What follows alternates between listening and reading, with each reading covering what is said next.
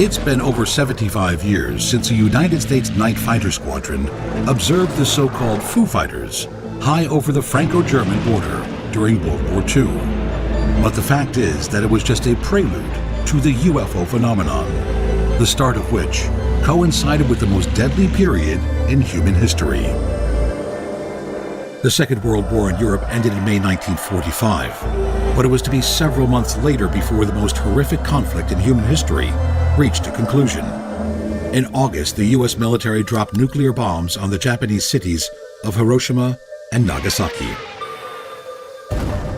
The Soviets tested their first atomic bomb on the steppes in what is now Kazakhstan on August 29, 1949, triggering the onset of the tense 40-year nuclear standoff between Russia and the United States, the Cold War.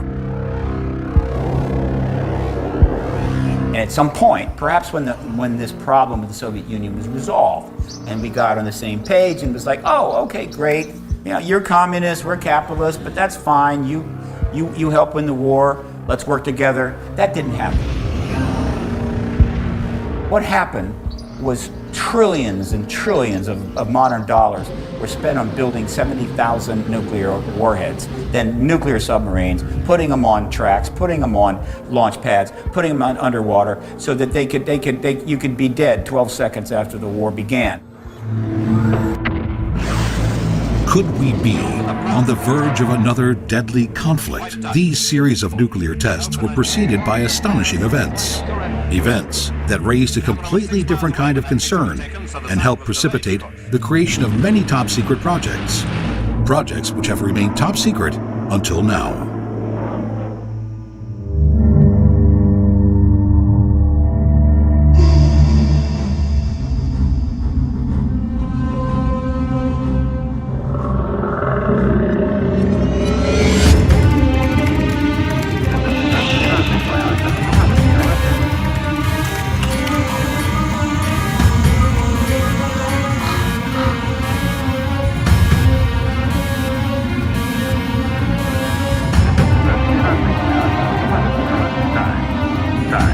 Top secret UFO projects.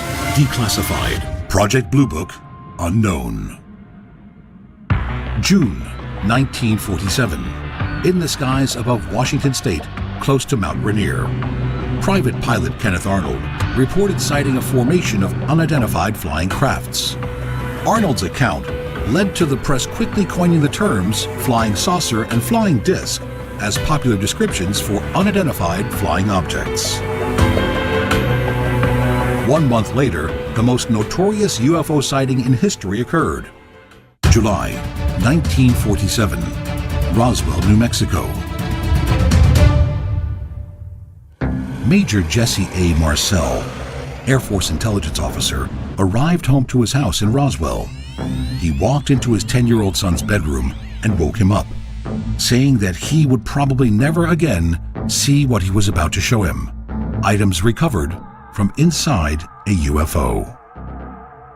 There was a lot of rather thick foil-like material, kind of not a shiny aluminum, but burnished or a slate gray type of aluminum metal. There was black plastic type debris like bakelite, which was shattered. It was very brittle. Perhaps at its core, why it has really resonated throughout the years is that it was the first time and perhaps only time where the United States Air Force, and maybe it was still called Army Air Force at the time, authorized a newspaper article that said, "We have captured a flying saucer." In Washington, that newspaper report created turmoil. And say that you're the President of the United States, you're Harry Truman. What do you do with that information? If you tell the world that it's real, first of all, you don't know, are they hostile or friendly? Basically, it's informally, the moment that Truman sent the authorization to Roger Ramey down in Dallas-Fort Worth, that press release out of Roswell Air Force Base, Army Air Force Base, that has got to be reversed immediately. Because if the press get to Roswell in time to start interviewing people all over town, this is out. This is done. The White House ordered a complete lockdown of all information and personnel connected with the Roswell incident. Major Jesse Marcel was ordered to return to base immediately. The information about the crash of an extraterrestrial vessel that had been prematurely released to the public had to be played down. The UFO genie had to be put back in the bottle at all costs. Very same day, they hold a late press conference. Later in the day, they get Jesse Marcel Sr. back there. They get him in a room to hold up some Reynolds wrap that might have been wrapping Roger Ramey's fish in the freezer and say, weather balloon. It was just a weather balloon. And the press goes, oh, okay, right, no problem. They debunked the whole thing and said, oops, it was a mistake. We just saw a balloon, and it was completely forgotten. I think initially they might have thought it was even a Russian weapon or something. That was for the cover up or the burying the story. But later, it was determined it was not a Russian, so that left one other possibility, that it was something from out of our atmosphere. If the UFO, the flying saucer at the time, phenomena gets out of the bag and people across the country are afraid of a War of the Worlds scenario, that we're going to have laser ships destroying society, that means the Air Force has failed in creating this sense of safety amongst the populace.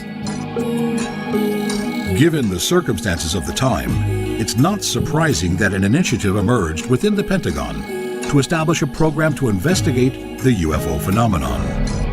The foundations were laid for the creation of the longest and most wide-spanning government UFO monitoring program, Project Blue Book.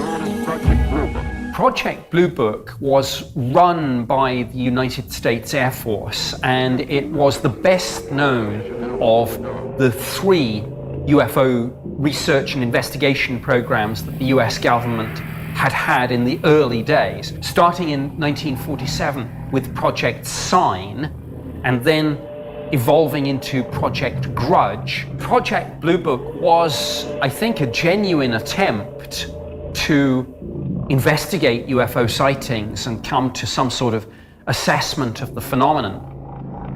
They really needed to get as much information as they could from private citizens who saw the craft, who could report if the craft had landed, who was inside of the craft, whether people were being taken inside of the craft and being shown things. So all of this information they needed, and the best way for them to get it was to have this Project Blue Book set up so that it could act as a kind of veneer for people to report UFO sightings.